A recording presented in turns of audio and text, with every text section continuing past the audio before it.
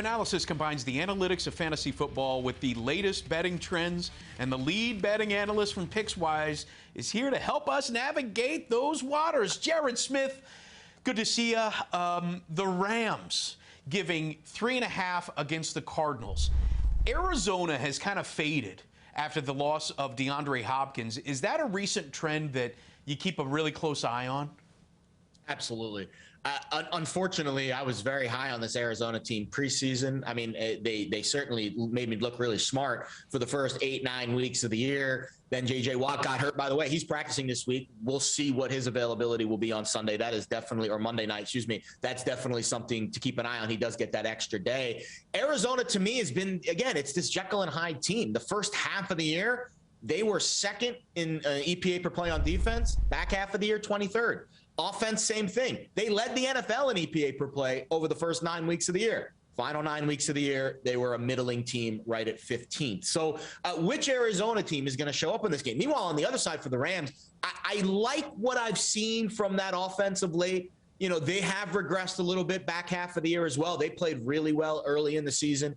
And then, again, we've seen some chinks in the armor defensively as well from them. But I think if you were going to ask me which coach do I trust in a playoff game, it's not Cliff Kingsbury. We've discussed how his metrics have dropped off dramatically, not only in the NFL, but in college as the season has worn on. And still, Sean McVay's been to a Super Bowl. They've had success. I think Matthew Stafford, despite him leading the NFL in pick sixes, is a little bit more prepared for a playoff game mentally than Kyler Murray is, because Kyler, of course, doesn't have his best weapon. And again, I don't like to bet on teams that are trending in the wrong direction. I know you can make a case that the Rams have also trended down a little bit from their peak earlier this year, but the Cardinals have dramatically dropped off. The one thing that's in Arizona's favor, they've played really well on the road this season. They're 6-0 ATS as an underdog, and they're 8-1 ATS as a road team. That to me is why the Rams are just a lean. If this gets to 3, if the Arizona money continues to come in, I think that's where I would step in on LA. So once you lose the hook there, that's when you would step in with the Rams play, right?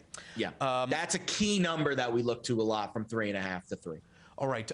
Sometimes the best bet is the bet you don't make. I learned that this last week, by the way, when my Wi-Fi went out as soon as I was about to make some bad bets, and I'm so thankful for that. So I want to look at the games that you are going to stay away from, and maybe give us some nuggets as to, you know, what those who are interested in this game, what they might see, and why you would stay away from them. The Bills, 4-point favorites against their division rival, New England. There was a time when the Patriots were actually the top seed in the AFC, but they have certainly fallen off, and the Bills just seem to be picking up steam right now. I know you're not playing this, but what are you seeing in this game? Very tough game to call, and we're seeing that too with that Rams game. Third game between these two teams this season. So we have data. We have box scores. We have visuals that we can watch and see how some of the matchups shape out. But when you're talking about Bill Belichick, you really can't look at the previous, especially the first game, which was played in basically a tornado, and then the second game, which was pretty recent. I don't think you can look at that game and draw any reasonable conclusions on the Patriots side of things, because Bill Belichick is known historically for bucking any trend and playing to your weaknesses. So to me, when you look at that Bills game that they won a few weeks ago at Foxborough, I think it's really hard to say it will play out in a similar fashion, because I don't think Bill will allow that to happen. Here's one thing I think will be consistent. The Bills' defense is, I think, the best unit in the league. They've led the NFL this year in net yards per play. Their offense has been good, but it's their defense. That's why they lead the NFL in that category this year. It is noteworthy. The team that led the NFL in net yards per play last season won the Super Bowl, the Tampa Bay Bucks. That is a category that can be predictive when it comes to the postseason. So I think Buffalo is in a good position to win this game. I think they are better at some key areas: quarterback, wide receiver. I think the defenses are a wash, but I would put the Bills slightly in front just because of their analytics. But it's really hard to say that the Patriots don't have a great defense, because clearly that is the strength of their team. I think this game is going to be determined by Josh Allen. I know that sounds simple. If he plays well, if he runs the ball effectively, which he's done a lot in the bigger games, he had 12 carries the last time these two teams played a few weeks ago. If Josh Allen plays well, the Bills will win this game. Mac Jones, rookie quarterback, hasn't trended very well in wild card games.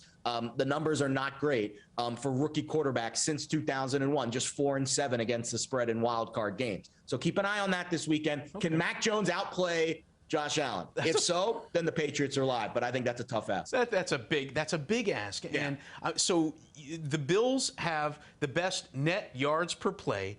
They have the #1 elite defense out there. Are you possibly thinking a future Super Bowl bet? Would you lay future Super Bowl bet? Right now, I believe they're at plus 800 to win the Super Bowl. Is that a play for smart money? It's not, and here's why. Because let's say they win this game, which they should. I mean, they're favored to do so. And then they're going to go on the road and probably face the Chiefs. Well, they're going to be underdogs in that game. Well, if that's the case, I would bet them on the money line. And then if they go to Tennessee in the next game, they likely will be underdogs in that spot on the road. Maybe it'll be a pick 'em. But my point is, I think you can get as much, if not better value by just betting Buffalo on the money line for the next 3 weeks. Even though you will get an 8-1, probably better than 8-1 price once we get to the Super Bowl, because I would assume if they face the Packers or if they face the Bucs in the Super Bowl, they will be underdogs in that game as well. So the money line rollovers at this point, I think, is a better move than just the straight futures market, because the futures market at this stage, there's fewer opportunities, there's less long shots, and the hold percentage is much higher. So you're not getting the true value of Buffalo winning 4 straight games and winning the Super Bowl at 8-1. Your better bet is just to continuously roll over the money lines over the next 4 games. I like that play. I like that.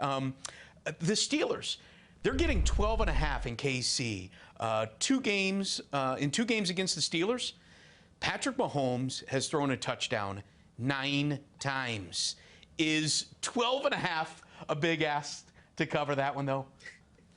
It is. So I did some research on this week. There's only been 8 since, I believe it was 2000, which is like the last 20 years.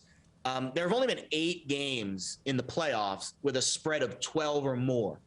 The favorite has won 6 of those 8 games straight up. The only 2 times that the favorite of 12 or more has lost a playoff game were the 2 Super Bowls, when the Patriots beat the Rams with Tom Brady's first run, and of course that Giants Super Bowl beating the undefeated Patriots. My point is, the odds of a team really winning this game, Pittsburgh, the Steelers don't have that pedigree of running through the playoffs and being in the Super Bowl and then overcoming the big favorite. This is a wild card game. This is a game that Kansas City should win. The only question is the spread right?